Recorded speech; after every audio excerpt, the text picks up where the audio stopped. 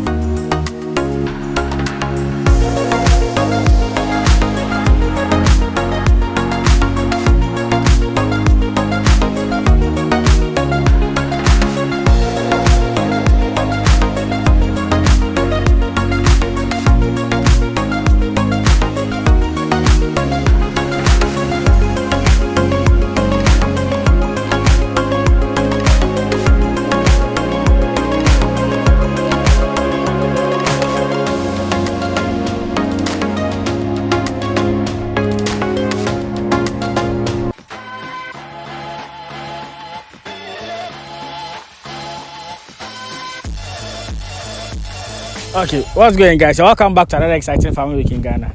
If today is your first time, I'm Charles, and on this channel we do talk about farming in Ghana. Honestly, I look tired. I look stressed because my journey here was quite long, but finally I'm here.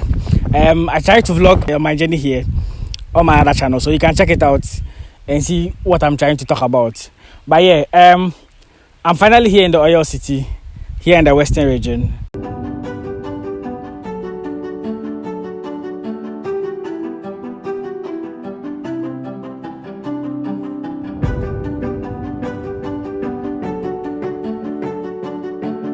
This happened to be my first time here. I'm here to visit the rice farm of a young individual. We'll get to know him right away in the video. But yeah, just not to talk a lot, we'll just get straight into the video and see what this gentleman has here. It's a rice farm that I'm here to visit. They've harvested some, we'll look at that. But in the first video, we are going to have a conversation with him to know how he started, how the journey has been farming rice, and going to University of Ghana from this place, because the journey here is, I don't know, it has been interesting. So yeah, before we get into the video, make sure you like, comment, share and subscribe. Share this video to other people who can also learn some of these inspiring stories from young individuals here in Ghana who are interested and passionate about farming. Alright, without much ado, let's get right into the video. Okay, so I'm here with Razak. Can you introduce yourself to my viewers? Okay, my name is Razak Idrisu, a student of University of Ghana, a rice and then cocoa farmer combined. Oh, okay, you do cocoa too, because I thought you only do rice. No, it's not only rice. Oh, nice. But how did this whole thing start? You going into farming? Is it something people were born in farming community, so something they began with? How did it start for you? Yeah, I grew up seeing my father as a farmer, and then I saw a lot of profit, and then the importance of farming to the development of Ghana, and then as a person. Oh, okay. So like starting, it's like this has been a place where you were born and raised. Like what's the name of this place exactly? Amozukrom. Yeah. Okay. So like when you get to the Takarado community, you have to pick another car to this place. Yes. So it's like, yeah, this is where you were born and raised. No. Okay. Which side were you? Sefi Buakon. Oh, okay. Yeah. So I grew up seeing my father, and then my father started the rice farming over there, like 20 years back. Yeah. So as I grew up seeing him, and then the importance of rice to humanity, then I started to also get involved. Yeah. So like later you guys moved here from 2005. Oh, okay. They've been here for some time now. Yes. Okay, so let's go back a little bit. Like growing up, how was it like in the community at Sefi? Like, how was the place like? How was growing up over there was like? It was not easy at all. I started schooling where my parents are illiterate, and then as you know, growing up with a parent who is illiterate, they don't know much about schooling and other things. So you have to try your possible best to let them know the best in you. So I started there, and then little by little I've gotten here. Oh, okay. Because you told me University of Ghana, and like when I was journeying coming here, like from here to University of Ghana is a long place. So it's not. And even looking at, we're talking about Sefi, so Sefi 2 is like another distance. Okay. So like when you from your junior high and stuff, you went to SHS. Where did you attend SHS? Islamic Senior High. Islamic Senior. Kumasi. Oh, okay. Sefi is like Asante region, right? Yeah, Asante region. Yeah. Okay. So now, did you do anything related to agriculture or how? No. What did you study there? No, general arts. Oh, okay. But because I was grew up in the farming community, I started to follow that suit. Sure. Then from there to University of Ghana, right? Yeah. Okay. How long have you been starting this rice farm over here? I think we started around 2010. 2010. Yes. Also, like it's been like 12 years now. Like mainly rice and the cocoa farm, right? Mainly rice and cocoa farm. And you're doing it with your dad, or like your dad is now retired and you're around? Yeah. He's retired, and then I'm taking over from him. Yeah. Nice. At least maybe some family business. Yes. That you have here. Okay, so in the University of Ghana, what do you study? Education and Information Studies. Oh, nice. Which hall are you? Commonwealth 4. Are you serious? You see, I'm laughing. If you guys my camera guys are laughing. Okay. So I'm also at University of Ghana product. He's also at University of Ghana product. Wow. He was a paid. I was a Commonwealth. Yeah, I competed 2019. Fellow Vanda. Sharp. So yeah, it's nice. At least we've met like a fellow Vanda here, and we are just having this nice conversation. So now let's look at rice farming. If you've been doing it for some time now, how is like the business like? Is it profitable to do rice farming? Yes. Because when we started, I think in 2017, the sacks we normally call Bambala, the size 5, we got around 75, and then milling that rice, you get about the 50 kg, you get about 200 and something kilograms.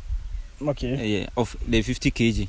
So it's very profitable, because if it wasn't, I wouldn't have doing it for that long. Yes. Because some of us we don't see rice farming to be profitable, in the sense that you see in Ghana is import driven. We import almost everything. Yes. And the rice we normally eat are imported rice. We don't consume locally made rice. You get it? So I'm wondering where the market is for the locally made rice for rice farmers who do rice farming here in Ghana. It's normally consumed by those who know the importance of local rice, and then how tasty or how good it is for the human body. Okay. So someone will say, because mostly we say the local rice, they don't normally do it, or it contains a lot of rocks. It's not nice. Like that's a perception out there about local rice. Can you tell us from the rice you have here on your farm, or the rice you grow here, how is the treatment like? Is it different from the rice, the normal misconception people have about locally made rice? Yes, it depends on how the farmer will dry it. Normally they do dry it in the house, and drying things in the house, hens and cocks will get involved to take theirs out. So children normally throw stones into the rice, which we don't see. So in the process of mailing, the mail will break that stones into pieces, and then it falls your business. So I think drying it in the farm is most good for the farmers, so that stones won't get into the rice. Okay. So you see the locally made rice. I remember the last time I tasted some. It wasn't. I don't know what I tasted wasn't that. I won't say it wasn't. It was not that bad, but it wasn't as compared to the imported ones, which of course it won't be. But people other consumers, because the last time Dr. Bello made a post about the rice farm. Yes, that's why I got to find you.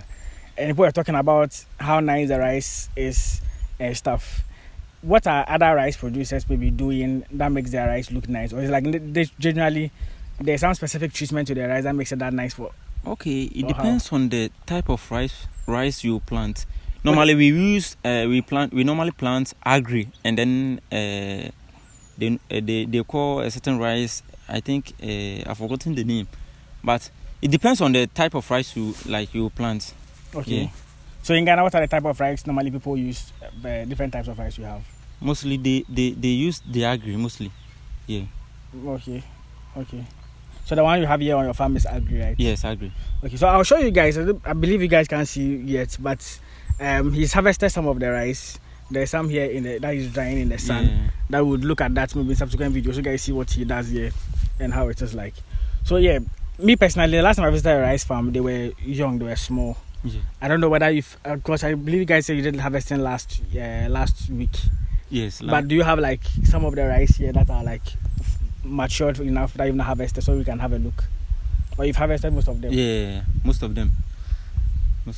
So I don't think you can take a video of those ones. No, those ones. Yeah.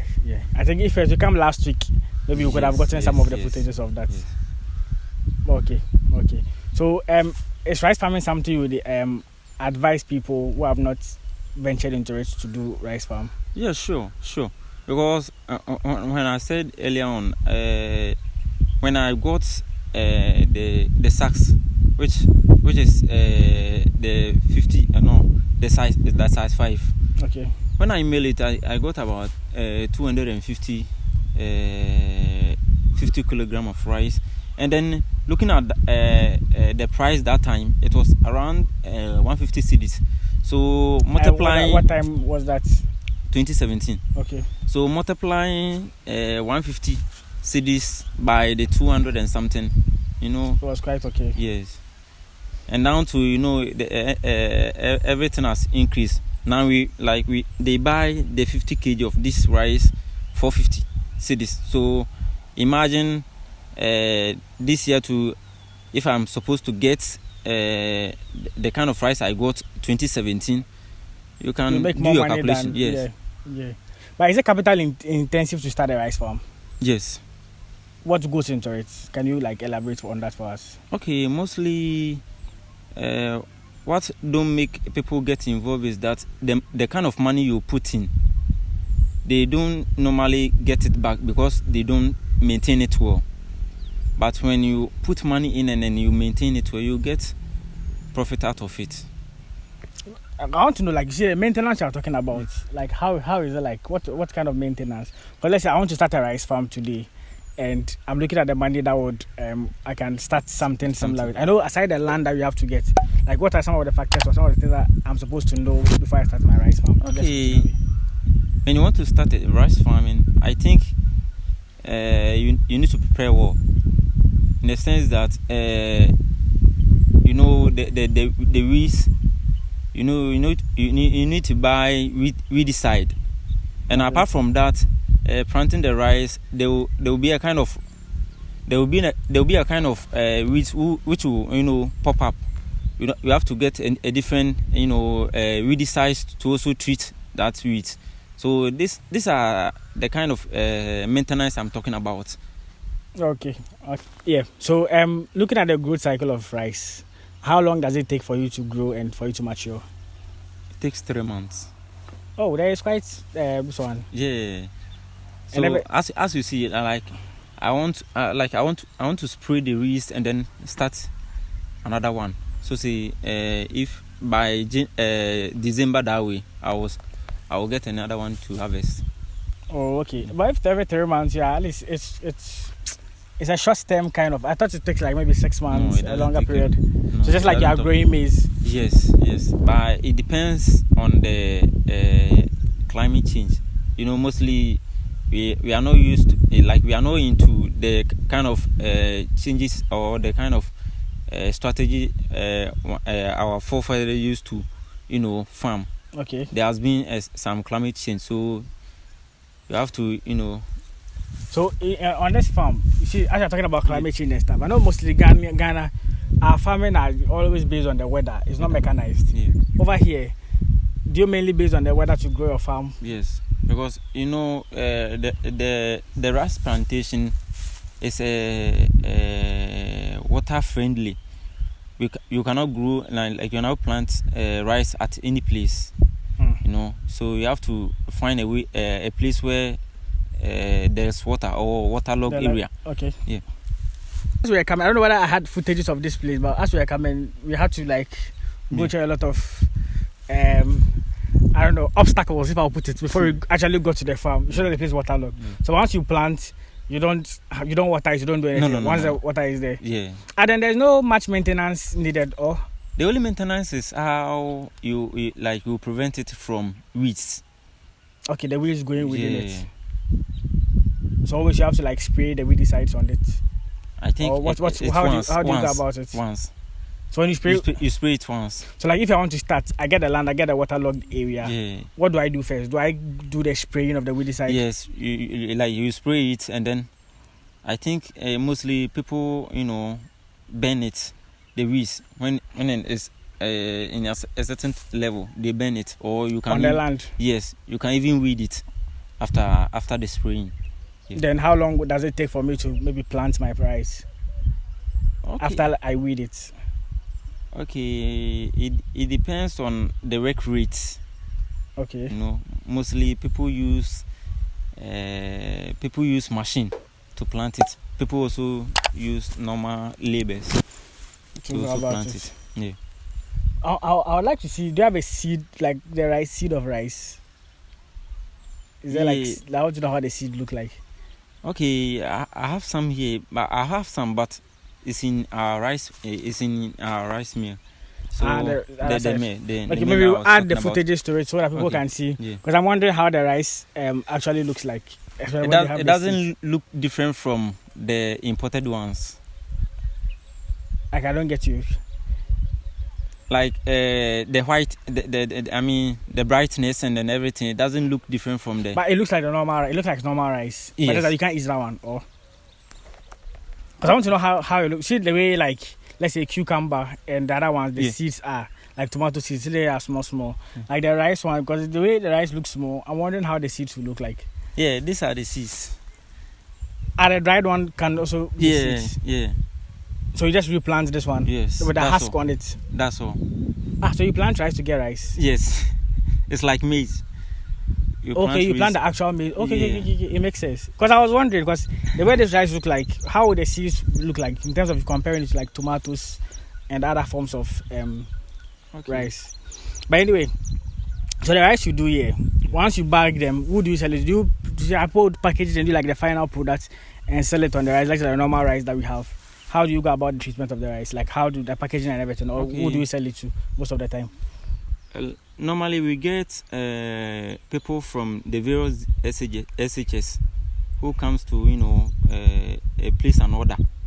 So that we will mail it and then give Send it to them. Yeah. Oh, okay. So like as part of the school feeding program.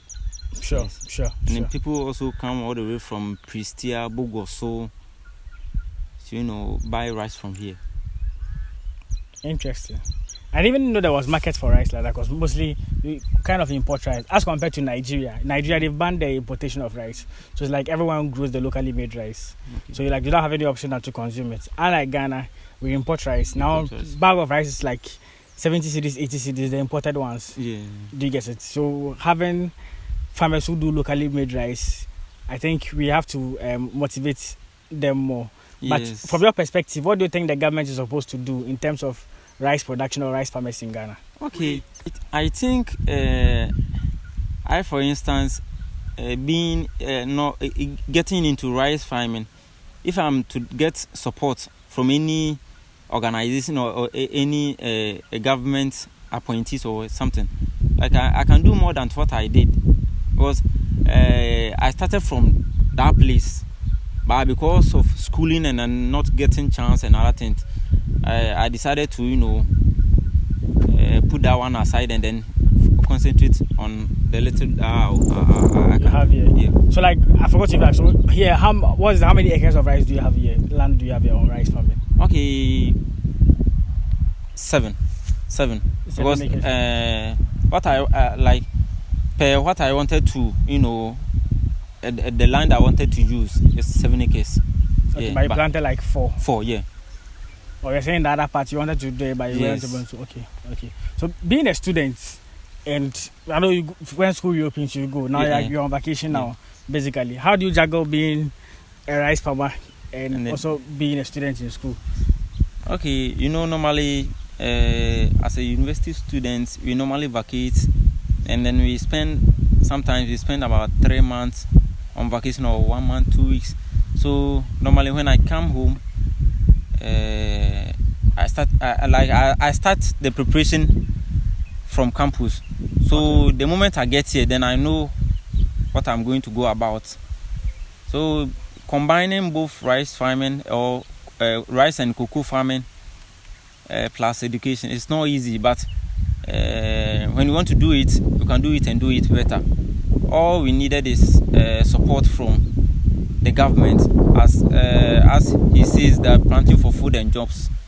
If we are to get support from that fund or that policy he introduced, I think we can do more. And then as part of getting more rice, I think we have to motivate or support those who are into rice farming, so that those who are not doing it will get to know the importance of rice farming in this country. Okay. Yeah. So if there's any advice, I know you've spoken about the government aspects coming in to make sure that the production, everything goes on well. If there's any advice you give to like the youth, like your other colleagues who maybe are thinking of maybe now unemployment issues, and it's a big deal here. Most people are even trying to leave the country and stuff, and they don't have work to do. If there's any advice from your perspective as a rice farmer and also a student, what would that advice be? Okay, normally I always say that hard work pays, and then sitting and then watching someone won't get you what you want. So normally I encourage my friends, those who are unemployed, to get into farming. I see John DeMello as my role model, because he has been in the movie industry for so long, and then seeing him getting into farming and then doing so well to produce the kind of goods he produce to feed the country. If you are a youth and you have vision, like you have in mind to start or to get into rice farming, you shouldn't fear. You should try, and then do as much as possible to get into it, and then you benefit from it. Yeah. Okay. Maybe if you are watching, you might not necessarily be interested in farm, because in a post that he made, people were saying, "Oh, they are inspired when everyone is showing off their farm and stuff." And I want to also try something similar. So yes, you might not necessarily want to do rice, whatever it is. You can start something small at your backyard as time goes, because there's good how do you call it, a feeling that comes from it, like growing something, like watching it plant something, watching it grow to a point and harvesting it. It's advisable and it's nice to have. And I think John Jumelo is doing a good job, and hopefully let's see how it goes for him, because he's really inspiring and motivating people. It has to come from that people who are into farming to elect the government that it should support the youth who are into farming, not specifically rice farming, but who are into farming in general. To do more. Let's look at the challenges of rice farming. As a rice farmer, what do you think is the main challenge you face growing rice in Ghana or even here in the Western region? Okay, in the Western region here, they normally do mining, and then they are more involved in galamsey and other things. It was bad when I was coming. Like, I don't know, now it's crazy. Yeah. The water bodies all has been... It's like,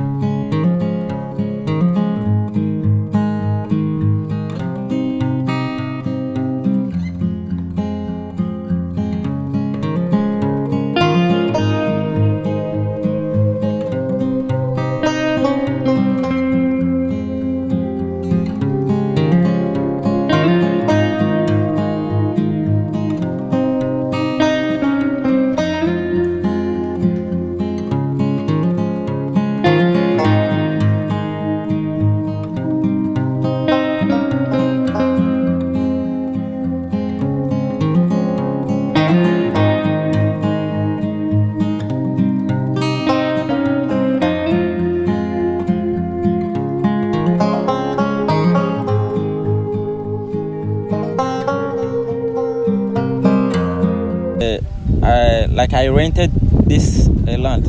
Other than that, it would have been sold to Galamsey. Yes, the Galamsey people.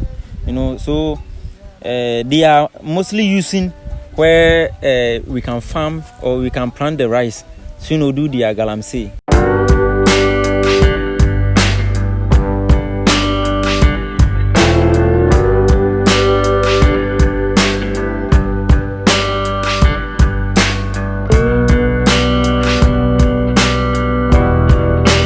General concern about the Galamsey and the effect. Some videos were going viral some time ago about cocoa farmers selling their cocoa lands to Galamsey, like the miners and stuff. Yeah. Is it happening here too? And yes. How is that? Yes, it's happening here. It's happening here. But the one thing is that when the person sells it, it doesn't stay here. So the people around the community, which the farming is, will, you know, face the consequence because selling it and moving away from where you sold your cocoa farm, the effect will not, you know, it will not affect you, but rather affect the people who are living there. Yeah.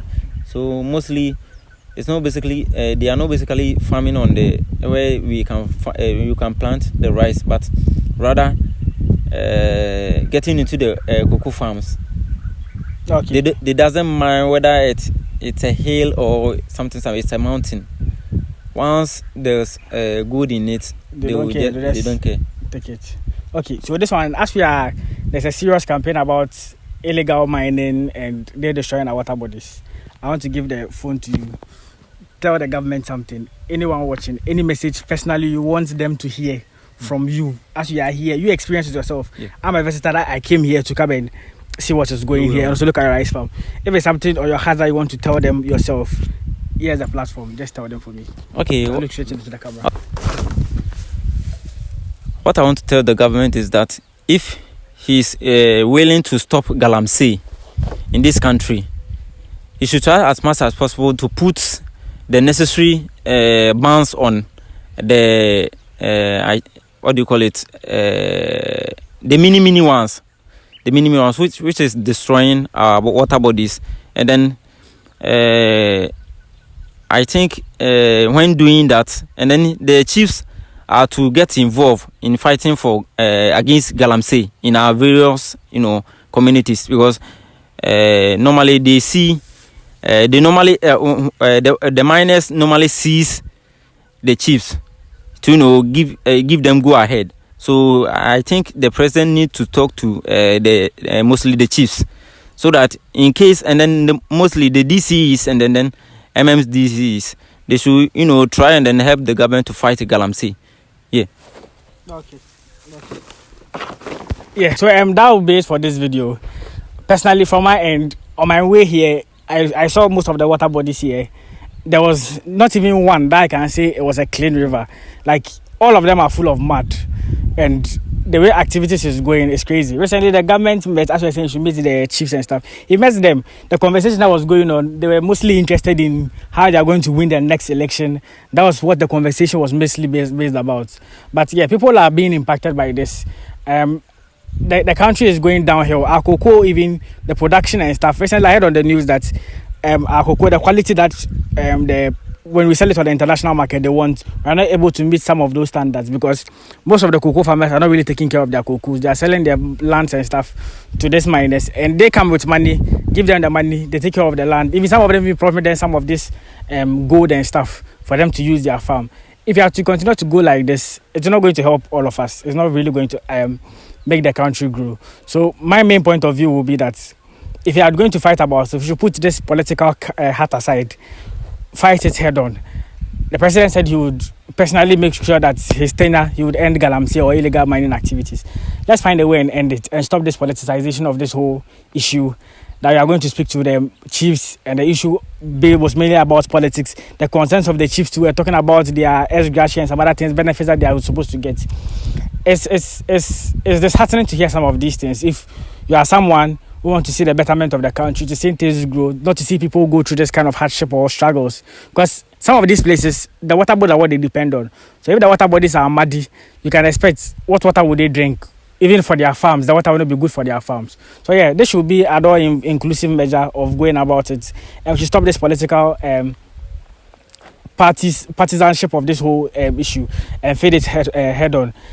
This would help go a long way to help all of us. And yeah, if you have to do that, basically things will go well, things would improve in terms of cocoa production, and also help the other communities around like this mining areas. So yeah, that will close out today's video.